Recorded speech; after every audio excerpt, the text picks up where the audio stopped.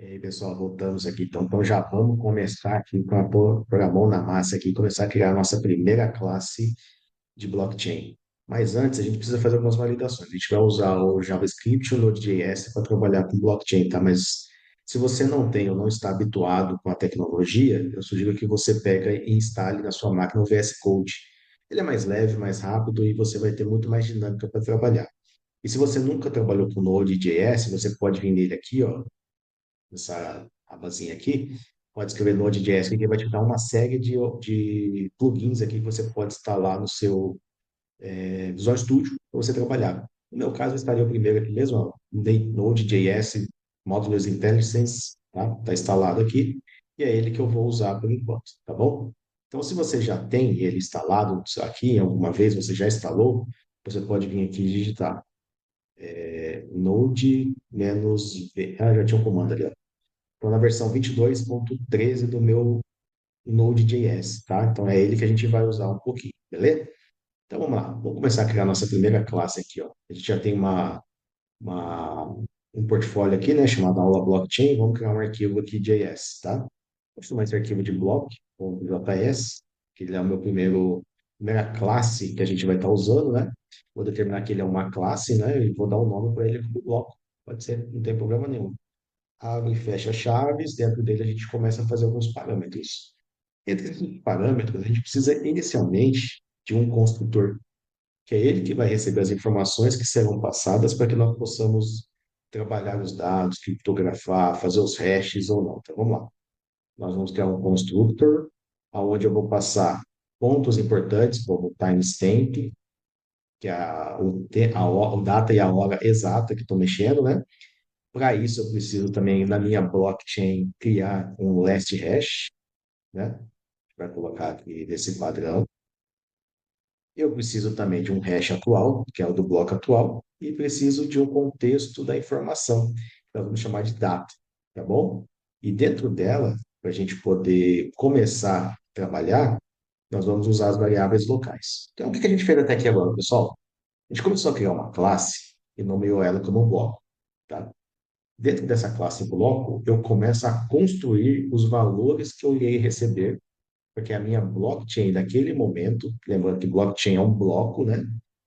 É uma cadeia de blocos interligadas, aonde o bloco da frente referencia o bloco anterior, que é chamado de último hash.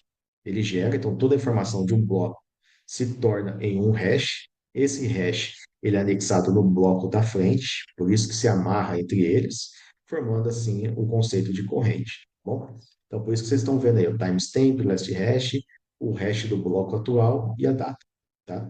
Então, a gente começa a construir assim, ó. This ponto timestamp recebe o quê? Timestamp, beleza? This ponto last hash, ele recebe o last hash. E this ponto hash, ele recebe o hash atual. E this ponto data recebe a data, tá? Então, aqui a gente fechou o nosso construtor. Para que isso dê certo, para que o meu módulo de visualização ele me retorne. Então, por exemplo, se eu imputar para esta classe, nesse construtor, qualquer bloco referente, por exemplo, a 10/1/2025, no timestamp de 13:37:00:01, que é milésimos de segundo, né? Aí eu vou passar o quê? Um last hash, um número qualquer, né? Só um exemplo aqui, ó, que seja esse cara aqui, como last hash, que é do bloco anterior. Meu bloco atual, ele vai ser esse hash aqui, né? É só um exemplo também, tá? E supondo que eu vou passar um dado. A minha transação talvez foi de 500 dólares. Então, algo que eu estou transacionando aqui, tá? Esses dados aqui, eles entrarão no construtor. Esse construtor, ele depois de ter feito essa informação aqui, ele precisa imputar para mim uma função toString, o quê? O retorno dessa informação para mim saber o que eu estou mexendo. Nós possamos, no nosso desenvolvimento, começar a ver as informações trafegando, tá bom? Então, a gente não vai usar essas informações aqui, foi só para vocês entenderem o conceito, como vai ser. Então, o que que eu preciso agora? Agora eu preciso criar uma função chamada toString, onde ela vai me retornar em forma de string tudo que eu imputar no meu construtor. Então, eu venho aqui agora, né, uma vez que eu digitei aqui a função toString, abro e fecha chaves, eu vou retornar o quê? Isso é muito importante, pessoal. Isso aqui, ó, faz diferença. Isso aqui, na blockchain, não é a mesma coisa disso aqui, tá? Então, o acento agudo, ele é usado nessa condição, sim. Então, o que que eu vou retornar em forma de texto? O meu bloco, e eu vou receber o quê? O meu time stamp, aonde eu vou receber. Eu preciso colocar o dólar para me poder acessar a variável externa dentro do construtor, onde eu vou acessar o this.timestamp. E eu também vou passar aqui o meu last hash, aonde eu também vou acessar o valor externo dele, usando a variável this.lastHash. E eu também vou usar o meu atributo hash, onde eu vou acessar a variável externa dele, acessando a variável this.hash, bem como também a minha última informação que eu vou acessar, né? Que vai ser esse cara aqui, que eu vou acessar a variável data, this.data. Uma vez tendo criado esse módulo aqui, pessoal, a gente já consegue ter uma ideia de que quando eu imputo uma informação para esta classe, são esses valores que ele vai me retornar em forma de texto. Pessoal, foi mal aí, deu uma queda de internet aqui, travou um pouquinho, caiu as conexões aqui, mas já voltamos, tá? Então, pessoal, o que que a gente vai fazer aqui agora? Tá? A gente vai continuar nossa aula aqui, né? A gente viu que a gente criou aí uma classe, né? Essa classe, ela está bem estampada, está bem clara para nós e que ela vai receber um construtor, né? E desse construtor a gente vai poder fazer algumas interações entre elas, né? Retornar um toString para a gente em formato de texto, tá? Faltam alguns comandinhos para a gente poder terminar ela, pessoal. Então, o que que a gente vai fazer? A gente vai fazer aqui uma coisinha chamada module.opa,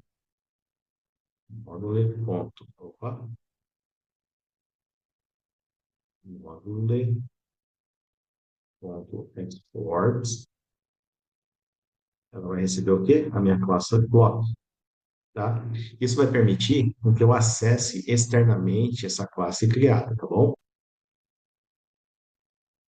Então, pessoal, uma vez que a gente fez essa ativação da classe, né, a gente vai salvar esta classe.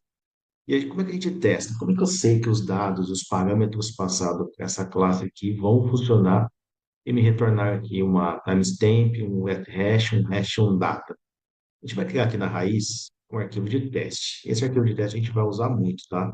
Então, é teste.js também, para a gente chamar uma classe de JS para poder ler, interpretar, né? Passar parâmetros para aquela classe que a gente está usando o block, tá?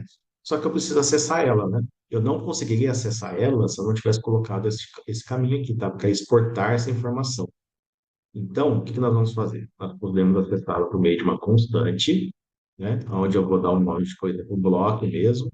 Essa constante, ela require, né? Uma informação que ela está dentro de uma raiz, que seria essa bloco aqui, né? Então, vamos lá, ponto, barra, block. Só que se eu colocar somente block, não funciona, tem que ser o nome completo, block.js, tá? Uma vez que eu tenho esse cara, eu vou precisar instanciar ele, eu vou precisar acessar ele de uma forma externa.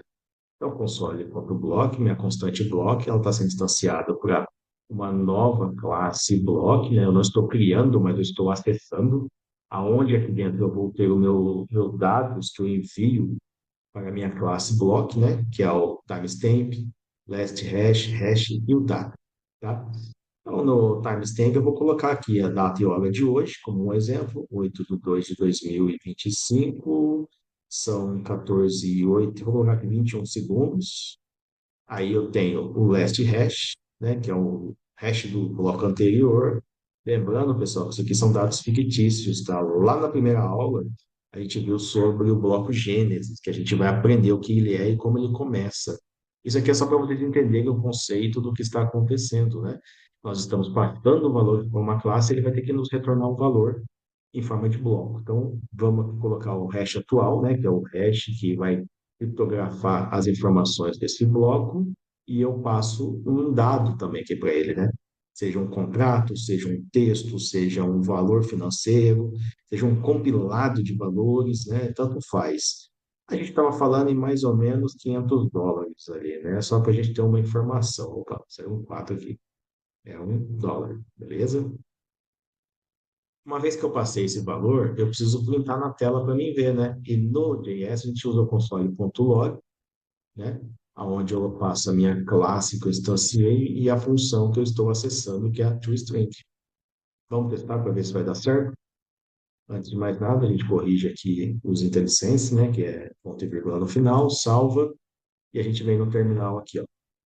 No terminal, a gente coloca Node, que a gente está usando o Node, né? E o nome do arquivo que a gente quer testar, teste.js. Opa, deu um errinho aqui, ó. Vamos ver o que aconteceu. Estourou no. Ah, não é text, não, é teste. Então, vamos digitar de novo aqui, ó. Node, Node não, né? Node teste.js. Olha aí, agora funcionou. Isso aqui, pessoal, você já pode comemorar, porque você já entendeu o que é e como você pode criar o seu primeiro bloco.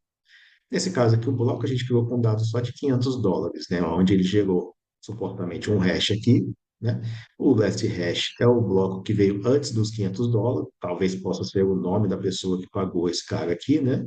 E o timestamp, a data e a hora que a transação foi executada, tá? Então aqui, pessoal, a gente criou o nosso primeiro bloco. A partir da próxima aula, a gente já vai começar a usar uma configuração de bloco Genesis, né? A gente já vai começar a criar uma blockchain real, tá bom? Então, eu espero vocês aí na próxima aula. Obrigado por ter acompanhado até agora e vamos até a próxima.